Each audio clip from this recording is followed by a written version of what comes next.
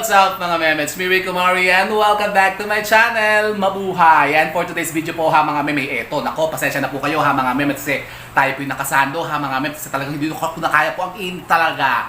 Sobrang init ngayon ha mga meme, ano na ba? Nako, parang 44 degrees na ata ngayon ha mga meme, talagang ang dami daw ngayon natutuyo ha mga meme, yung mga bukid-bukid, yung mga halaman nga dito ha mga meme, nako, umaga't hapon na po ako nagdidilig baga. Nako po, at kayo nga po ha mga meme, kasi nakasado din tayo ngayon kasi pag-uusapan po natin ha mga meme, related po dito. Saan? Sa Sando, hindi po ha mga meme. Doon po sa ating, nako, yung napaka-famous ngayon ha mga meme, talagang trending ngayon na iconic na celebrity. Iconic celebrity, sino yan? Yun nga po ha mga meme, talaga nagte-trending ngayon sa social media. Yun nga, na laging nakapapansin ninyo ha mga meme, nakasando. Kasi mainit nga ha mga meme, si Diwata Pares Overload. Ako kasi medyo marami rin po ang nagtatanong sa atin ha mga meme, at na-curious baga, kung ano ba daw po yung maaaring taglay na bertud o pampaswerte na hawak ni Diwata Pares Overload sa kanyang parisahan, sa kanyang negosyo ha mga meme. Kasi alam nyo, parang there's something talaga ha mga meme, yang parisan na yan ni Diwata. Nako, tsak na tsak po ha mga meme, meron niya na ginagamit o meron siyang hawak ha mga meme pampaswerte. At tayo talagang curious ha mga meme, kahapon nga po nako, andun nga tayo kasama nga natin si Madam X ha mga meme, tayo punta ha doon. Nako, talagang tayo po nakapagsiksikan talaga ha mga meme, linggo-linggo, napakarami pong tao, ang haba ng pila ha mga meme, hanggang doon sa may doon sa may Amazing World, talagang mula doon po ha mga meme ang pila, tapos hanggang doon sa Jokto Boulevard, talaga naman po nagkakagulo ang mga tao ha mga meme. Nung kami dumating po ha mga meme, mga around 2:30 na ha mga meme, alam nyo kung ano oras kami nakarating doon sa dulo? 5 o'clock na, 2 oras. Oo ha mga meme, halos 2 oras talaga kami pumila ha mga meme. Sa sobrang dami ng tao, talaga namang pinagkakaguluhan si Diwata Tapos alam nyo ha mga meme, masarap naman talaga. Ang sarap ha mga meme, kasi alam nyo nung nasa pila pa lang po talaga ako, talagang pakiramdam ko talagang tumutulo na laway ko. Laway na ako, parang gusto ko nang igupin yung sabaw ng pares niya. Parang ganun ha mga meme, kasi alam nyo po ha mga meme, mga negosyo ganyan. Kapag ha mga meme, there's something ha mga meme about her. There's something about her. Yung halimbawa po ha mga meme, merong ganyan nga, yung may hawak nga ha mga meme, may ari. Yan, na pampaswerte o bertud ha mga meme. Halimbawa kayo po ha mga meme, may mga negosyo. Yang panila nyo po ha mga meme, sabi ko nga sa inyo, nako, yan po'y pagkakaguluhan. Parang ang mga tao ha mga meme, laway na laway dyan. Yung parang asin na asin sila, parang kating-kati sila ha mga meme, na matikman yan, mabili yan ha mga meme. O di ba sabi ko nga sa inyo ha mga meme, ating mga mutya-mutya na pampaswerte na ganyan ng epekto ha mga meme. Yan po ay gamitin po nyo. Kung halimbawa kayo po'y makakatikhan yan, napakaswerte niyan ha mga meme sa pagninegosyo. Katulad niyan ha mga meme na nangyayari ngayon kay Diwata Pares Overload. At yun na nga, aalamin natin ngayon ha mga meme kung ano ba yung maaring hawak niya ha mga meme na bertud nga na pampaswerte sa pagninegosyo ngayon sa kanyang Pares Overload na yan.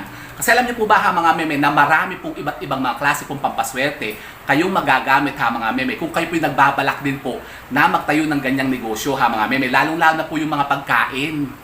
Nako, kasi ngayon po ha mga meme, sabi ko nga diba sa inyo, 2024 po ha mga meme, pinaka-the best po ha mga meme ngayon na business po ay pagkain. Kasi Year of the Wood Dragon po ngayon ha mga meme. Talaga ba? Opo. Pero alam niyo po ba ha mga meme, na yung business na yan ni Diwata, medyo matagal-tagal na rin po ha mga meme. Parang lampas 1 taon na rin daw niya po yung nagnegosyo, yung pagluluto ng pares-pares na yan. Kasi di ba po doon pa siya sa kabilang pwesto niya doon, yung kinliring siya doon, pinalaya siya doon ha mga meme, di ba? Doon sa may papuntang Senate, di ba? Dati nandun po siya, doon sa may daan lang, sa may kalsada lang kasi siya nakikipwesto lang siya doon. Ngayon ito pong kanyang pwestong ngayon ay allegedly daw po nabili na niya. Okay. Ayun na siya yung pwesto yun. Nabili na niya yung lupa? Magkano? Social talaga? Nabili na pala ni Kaya pala nagpatay siya. Talaga ba? Nabili na ni yan? Ni Diwata yung lupa? Talaga ba? Madam X, parang talbog na niya si Nora Uno, si Elsa. Napanood niyo ba yung Himala? Yung Himala, di ba? Yung mga tao doon sabi, Elsa, Elsa, Elsa! Tinatawag na ganyan si Nora Uno, di ba? Yung mga tao doon, pag nakita siya, pag lumalabas siya, alam nyo, nakita ko rin na mameme kahapon, ang mga tao sabi, Diwata, Diwata, Diwata! Nagkakagano yung mga tao pag lumalabas talaga siya. Ganun ha mga meme yung hype na nakikreate niya ngayon. Parang talagang amazing na amazing talaga. Pero kahapon nga po ha mga meme, hindi tayo nagkaroon ng pagkakataon na makapagpa-picture sa kanya kasi medyo busy talaga siya ha mga meme kasi parang payroll day ata nila kahapon. Nung nagpunta kasi kami ni Madam X Linggo kahapon, medyo hapon na rin po ha mga meme, napakarami niyang ginagawa. May mga inaayos sa kitchen, nagpe-prepare siya ng payroll ata ng mga tauhan niya. Tapos pauli-uli eh. Sabi ko, hayaan na natin ma'am, muna tayo magpa-picture-picture kasi nakikita naman natin lagi sa FB doon ko i-download nyo na yung picture baga, di ba? Tsaka ako naman po ha mga hindi ako masyado mahilig sa mga picture-picture ng mga celebrities, mga ganyan, mga yung mga sikat-sikat na ganyan. Talagang gusto-gusto ko lang po talagang matikman ha mga meme, yung Paris talaga niya. Kasi talagang laway na laway po talaga ako. Kasi alam niyo po ba ha mga meme, kapag kaganyan po ha mga meme ang isang paninda o isang yun nga produkto na halimbawa yan po hinahamit ng mga tao na gustong makuha, makita o yung matikman ha mga meme, mabili baga. Naku, alam niyo po ba ha mga meme na there's something about Mary. There's something about Mary. Meron po yun ha mga meme. Ibig sabihin, meron yung taglay na bertud na pang-akit ha mga meme sa tao. Ano kaya yun? Pero alam niyo po ba ha mga meme, bibigyan ko kayo ng mga tips o magagandang pampaswerte na magagamit po ninyo nga kung kayo nga po may mga balak na negosyo ng mga ganyang kainan. Katulad yan ha mga meme, mga restaurant, mga karinderya, mga parisan ha mga meme, mga tapsilogan. Ako, boom na boom yan ha mga meme kapag kayo po'y nagtaglay po nito. Ano yan? Alam niyo po ba ha mga meme, yung balat ng langganisa? Longganisa, hindi po longganisa ha mga meme yung ulam. Yung pong balat ng baby o yung placenta po ng bata. Diba, may pinanganak na baby. Tapos inakita nyo ha mga meme, yung inili yung bata, lumabas na ganyan yung baby, na nakabalot siya ha mga meme sa balat ng longganisa. Yung parang placenta nga yung bahay bata, hindi yung bahay bata ha mga meme, yung inunan. Yung pong parang balat niya, meron ganyan ha mga meme, meron kayo makikita ganyan. Tanungin nyo sa mga midwife ya, sa yung mga nagpapaanak, meron ganyan ha mga meme. Alam niyo po ba na kapag kayan po ang nakuha po ninyo, yung pungang balat ng baby na yon, yung bahay bata o yung balat ng bata ng yon, na nung ipinanganak siya ha mga meme, nakabalot pa talaga sa kanya. Yung buo talaga, hindi butas ha mga meme, hindi warak. Alam niyo mga meme, kunin niyo yan. Tapos yan po ha mga meme, patuyuin po ninyo. Ibalot niyo yan po ha mga meme sa isang telang puti at yan po itago po ninyo ha mga meme. Itago niyo yan ng sikretong-sikreto. At alam niyo po ba, yan po ha mga meme, magagamit niyo po sa pagnegosyo. Talaga ba? Opo ha mga meme. Naku, huwag na kayo magpatalaga-talaga ba dyan? Totoo po yan ha mga meme. Kasi yan po ha mga meme, sinasabi ng ating mga matatandang mga inuno. Sabi po yan ng lola ko ha mga meme. Kasi nung araw po ha mga meme, kami po mismo, kahit hindi po kami yung sinasabing longganisang ganyan ha mga meme na pinapanganak. Yang mga bahay batang yan, pinatutuyo yan o yung mga pusod din, yung mga pusod natin. Yung mga pinagputulan ng umbilical cord. Diba, tinatago nyo po ba yan ha mga meme? Kasi karamihan po ngayon ha mga meme, puro sa ospital nanganganak eh. Pero yan po ha mga meme, pwede naman pong i-request yan ha mga meme, pinagputulan po ng umbilical cord. Kunin nyo yan po ha mga meme, kasi alam nyo po ba, na kapag ka daw po kayo nag-keep niyan, yung mga pinagputulan ng umbilical cord o yung inunan ng bata ha mga meme, alam nyo, yung pong mga anak po ninyo, hindi sila magkakahiwa-hiwalay ha mga meme. Kapag yan po ha mga meme, tinali nyo o pinagsama-sama nyo po ha mga meme sa loob po ng bahay po ninyo. Kumbaga sila po ha mga meme, mabait sa isa't isa. Magmamahalan sila ha mga meme bilang magkakapatid. Yung parang hindi sila yung katulad ng mga ibang magkakapatid na laging nag-aaway-away, yung laging nag-aangilan, yung laging nagsasakiman, yung laging kokontrahan, ganyan, yung pinag-aawayan yung mga mana, lupa, meron talagang ganyan na mga meme, totoo po yan, yung mga sinasabing mga magkakapatid na lagi nila nag-aaway, yung lagi nila may mga issue sa isa't isa, yung lagi may pinag-aaway, yung mga away-away sa mga property, sa mga lupa, mga mana-mana. Naku, hindi sila magkakaganyan ha mga meme. Kapag kayo mga pusod nila, yung mga umbilical cord nila ha mga meme, kinuha nyo po isa-isa. Tapos yan po ha mga meme, pagsasama-samahan nyo, itatali nyo po yan. Isasabit nyo po yan ha mga meme sa taas po nung kisame po ng bahay po ninyo. Bakit? Para nga po ha mga meme, sila po'y maging close banded ha mga meme. Para sila po ha mga meme, hindi po laging nag-aaway. Yung mga anak po ninyo, kahit saan pa po makarating yan ha mga meme, kahit saan pa po sila makapunta, makapag-abroad sila. Yan po ha mga meme, uuwi at babalik po lagi sa inyo. Parang yan po ha mga meme, lumpit na makauwi sa inyo ha mga meme sa bahay po ninyo kapag naandyan yan. Kasi kumbaga parang sila'y hinahamit nun na sila'y may babalikan. inaakit sila na makapagbakasyon nga sa Pilipinas. Uuwi ako sa amin kasi bibisitahin ko yung parents ko, yung mga kapatid ko, ganyan. Gusto nila yung gano'n kasi kapag ka naandun yun ha mga meme, yung mga pusod nila. Tapos yun na nga po ha mga meme, kapag ka naman kayo pinakaatikha nga po ha mga meme, nung mga balat nung longganisa, nung mga baby, yun po ha mga meme, placenta, yung bahay bata. Yung hindi yung inunan ha mga meme, yung pinakabalot ha mga meme ng baby, yan po yung itago po ninyo ha mga meme at gawin nyo pong pampaswerte. At kapag kayo po ha mga meme talagang nagtayo ng mga negosyo, nako talagang ubos na ubos yan, laging ubos yan ha mga meme kayo, laging pagkakaguluhan. Opo ha mga meme, nako subukan niyo po yan. At ang isa pa po ha mga meme, napakainam din pong pampaswerte kung kayo po yung mga magtatayo din ng mga bagong mga businesses. Yung pong mutya ng bigas ha mga meme. Yan, isa yan, mutya ng bigas, tapos yung mutya ng langka ha mga meme. Napaka-powerful po din po yan sa pagdinegosyo na may inaakit na tao. Mga customers ha mga meme. Yan, tapos maganda rin po doon sa mga bulaklak naman, yung mga bulaklak ng tanglad ha mga meme. Napaka-powerful naman po niya, makaakit din po ng mga customers, kliyente at parokyano na magpapalakas po ng mga negosyo po ninyo. Tapos ha mga meme, lahat po ng mga nanggaling po sa patay, di ba sabi ko yan sa inyo ha mga meme, yung mga pera ng patay. Kunin nyo po yan ha mga meme kasi napaka-powerful po niya na magpapaswerte ha mga meme sa mga yan, pagdinegosyo, pagtitinda, pagbebenta ha mga meme at sa paghahanap buhay. Opo ha mga meme, yung mga pera po ng patay na hinawakan po nila sa loob po ng kabaong nila. Kunin nyo po yan ha mga meme bago po sila ilibing. Tapos itago nyo po yan sa mga wallet po ninyo, sa mga bag po ninyo, sa mga lalagyan nyo po ng pera. Mainam din po ha mga meme, yung galing din po sa patay, yung pinagbigtihin niya. Yung pinagbigtihan ng patay ba nga, yung lubid. Ako nung isang gabi may nagtatanong sa atin ha mga meme kung paano daw gamitin yung pinagbigtihan ng patay. Sabi ko, ano pong klaseng pinagbigtihan yan? Yun daw, ano daw, parang kurtina.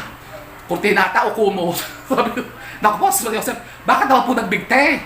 Parang hindi na ata sinagot. Sabi, parang, ang alam ko kasi pinagbibigtihan, di ba lagi po mga kordon o yung mga lubid.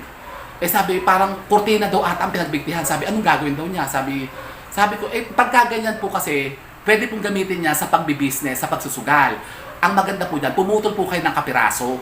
Pumutol kayo ng kapiraso niya, tapos itago po ninyo. Babalutin sa kapirasong telang pula. Tapos yan po itago nyo sa mga lalagyan nyo ng pera, sa wallet nyo, sa bag nyo, ganyan. Tapos gamitin yung pampaswerte. Bawa kayo po ha mga meme, nakakita ng ganyan, yung pinagbigtihan ng patay ha mga meme, kunin nyo agad yan. Tapos pumutol po kayo ng kapiraso ha mga meme, itago nyo. Tapos yung the rest of the lubid, na pinagbigtihan ng patay, ilibing nyo na po sa lupa ha mga meme. Opo ha mga meme, pagkaputol nyo po ng kapiraso dyan ha mga meme sa mga lubid na yan, yung the rest of the lubid ha mga meme o yung pinagbigtihan niya, ililibing nyo na yun sa lupa ha mga meme para wala na pong ibang makakuha. Kasi dapat po ha mga meme, isa lang po ang magtataglay niyan. Hindi po pwede paghahati-hatian ha mga meme. Nako.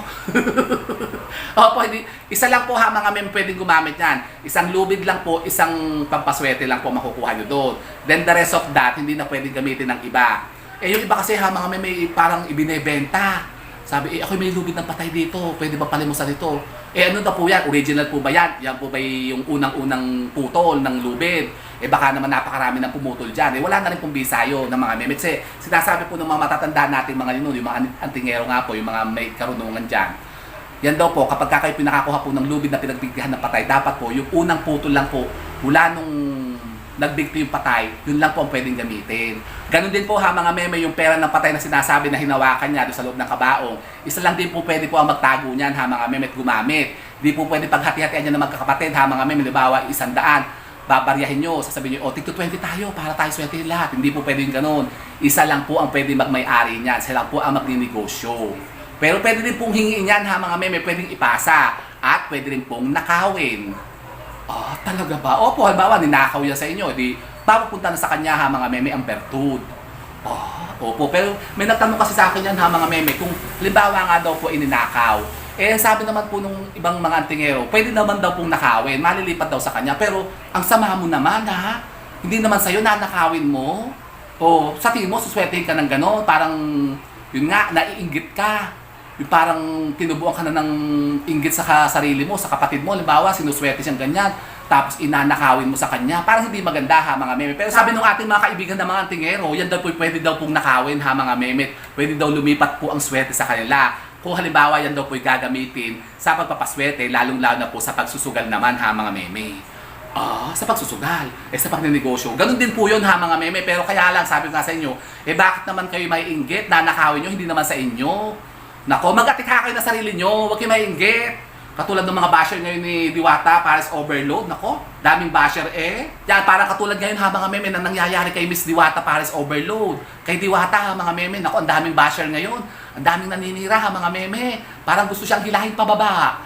Parang ang sama-sama ng loob nila pagka nakita lang merong mga ganyan na mga taong umaasenso. Bakit ganyan ang mga ugali ng mga Pilipino? Ano? Nako, ganyan ba kayo ha mga meme? Huwag naman po ganyan ha mga meme. Kung halimbawa kayo may nakita ganyan ha mga meme sa mga kapwa ninyo na parang umaasenso, gumaganda ang buhay ha mga meme. Yung nakaka-breakthrough. Nakaka-breakthrough? Yung parang umaasenso nga ha mga meme. Galing sa hirap ha mga meme. Sinuwerte, umasenso ang buhay, gumanda ha mga meme. Matuwa kayo. Kasi ibig sabihin, time niya yun ha mga meme. Baka yung time nyo, paparating pa lang. O diba? Huwag tayo mahigit sa kapwa natin. Kailangan po ha mga meme, magsumikap din po tayo. Para tayo swertihin din. Kasi alam nyo, pagka kayo ganyan, yung mga naiinggit kayo, nako, hindi kayo suswertihin dyan ha mga meme. Pagka lagi na lamang kayo nananaghili sa kapwa ninyo, tapos gagawin nyo, sisiraan nyo, ganyan, ibabash nyo. Sabi nyo, hindi masarap, walang lasa, hindi masarap yung sikin, walang lasa yung pares niya, walang lasa yung sabaw. Ang sarap kaya, na? Napagka namin kakahapon ni Madam X, talaga naman kadami-daming tao ha mga meme, talagang masarap siya ha mga meme, hindi sa pagiging bias or what katsa bakla. Masarap talaga siya. Masarap, may lasa. Kasi alam niyo yung sabaw niya, parang siyang yung nilagang baka na malapot, pas may mga karne-karne siya ng baka, tapos yung kanyang lempo, yung kanyang lechong kawali, ang lutong-lutong, crispy. Tapos sa kanya po ha mga meme, talagang maraming serving, maraming yung lechong kawali, tapos yung mga chichong bulaklak, tapos pwede na nga lang yung sabaw kasi talagang putos na putos sa laman ha mga meme. Tapos yung kanin niya, ang sarap din. Napakasarap din ng kanin, hindi basta-basta lang mga wagwag lang na mga kanin ha mga meme. Tapos yung chicken niya, yung fried chicken, ang sarap ha mga meme, ang laki. Halos kalahati na ng mukha ni Madam X Opo, at malasa siya kasi yung sabay namin kumain, nagtatanong nga siya, sabi niya, masarap ba? Kasi ang in-order lang yung pares kami. Ang in-order naman namin ni Madam X, pares at saka chicken, talagang dalawang soft drinks din, dalawang kanin din. Pero ako isang kanin lang kinain ko ha mga meme. Kasi parang sumakit ng mga meme. Sobrang dami talaga ng laman. Tsaka yung chichong bulaklak. Masarap naman talaga nung gabi, nung pag-uwi ko doon, parang nahihilo-hilo ako. Sabi ko, naku, teka, nasabi ang lodipin ko, uminom agad ako ng amlodipin na mga meme. Tapos pineapple juice. Talagang medyo guminaginawan naman na ngayon. Kasi ako'y kumain nga ng pinya. So ganun po ha mga meme, kung kayo po ha mga meme nagbabalak nga na magtayo ng mga bagong negosyo, yan, bukod nga sa sinasabing yun nga, dapat ha mga meme hands-on kayo. Talagang dapat ha mga meme aasikasuhin yung mga negosyo nyo yan. Tapos syempre, huwag natin kakalimutan ha mga meme, manalangin sa ating Panginoon. Para tayo laging gagabayan ha mga meme sa mga negosyo natin na itatayong ganyan. Para tayo talagang swertehin. At yun na nga, syempre, samahan natin yan ha mga meme ng mga pampaswerte na katulad yan. Mag-atikha kayo yan ha mga meme ng mga pampaswerte natin. Katulad po ha mga meme, sabi ko sa inyo, isa rin pong napakainam na pampaswerte sa mga ganyan pagnegosyo, yung ating mutya ng as is ha mga meme, pinetext natin ngayon. At yan po yung available pa po ngayon ha mga meme, meron pa po tayo ilang piraso dito na natitira. Kaya kung gusto nyo po maka-atikha yan, mag-PM agad kayo sa akin ha mga meme, kayo pa ipadadala ko yan.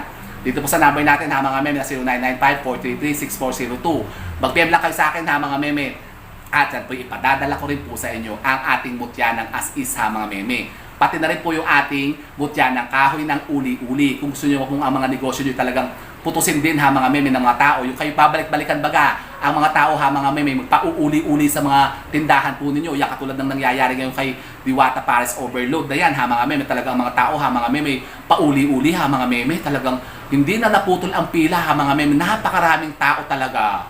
Yan. Opo ha mga meme, panoorin nyo po yung aking mga footages dyan ha mga meme, yung nakuha kong mga videos kahapon nung kami po ha mga meme punta po ni Madam X doon kay Diwata Paris Overload. Makuha po ako ha mga meme, mga ilang shot dyan. Panoorin nyo po yan ha mga meme, talagang ilang po yun ako. Na-prove ko talaga ha mga meme na masarap talaga ha mga meme yung kanyang Paris Overload. Talaga ba? Pumunta kayo ha mga meme, try nyo. Hindi nyo itatry, subukan nyo ha mga meme para ma-amaze din kayo. Para ma-inspire din kayo ha mga meme sa nangyari kay Diwata. Kasi kung nangyari sa kanya, maaaring mangyari din po sa inyo, hindi ba ga? Oo. So yun po ha mga meme, at kung kayo po yung mga katanungan patungkol po dito sa ating pinag-usapan ng mga pampaswerte ito sa pagnenegosyo, pwede po kayo magtanong dyan ha mga meme. Mag-iwan lamang po kayo ng mga question nyo dyan sa ating comment box at kapag kayo pinabasa natin, yan po yung sasagutin ko rin dito. O di ba ga? So yun po ha mga meme, sana po may napulot na mga bagong idea at kaalaman sa pag-attract na naman ng mga bagong kaswertihan. And with that mga meme, keep safe and God bless. Thank you for watching. And don't forget to subscribe my channel. I know you like it. And don't forget to brush your teeth. Bye mga meme!